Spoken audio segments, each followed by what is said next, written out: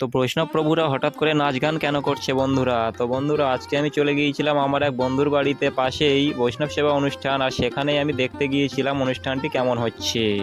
তো গিয়েই প্রথমে গীতা ভাগবত রূপী ভগবানকে দেখতে পেলাম এবং তার উদ্দেশ্যে প্রণাম নিবেদন করে আমরাও নৃত্য কীর্তনে অংশগ্রহণ করলাম। তো দেখো, তারপর আমাদের সঙ্গে এখানে কত মানুষ নৃত্য কীর্তন করছে, বাচ্চা থেকে বড় সবাই এখানে আনন্দ করছে, যেহেতু এই অনুষ্ঠানটি এমনই একটা অনুষ্ঠান যে এখানে বাচ্চা থেকে বড় সবাই একসঙ্গে আনন্দ করা যায়। তো সেটাই সবাই করছে।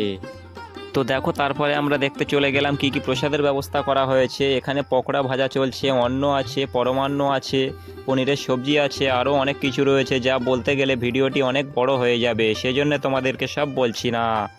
তো এই বৈষ্ণব সেবায় যে কত রকম প্রসাদের ব্যবস্থা করা হয় সেটা সামনে থেকে না দেখলে তোমাদেরকে বলে বোঝানো যাবে না, সেজন্য আমার মনে হয় তোমাদেরকে এটা সামনে থেকেই দেখা দরকার।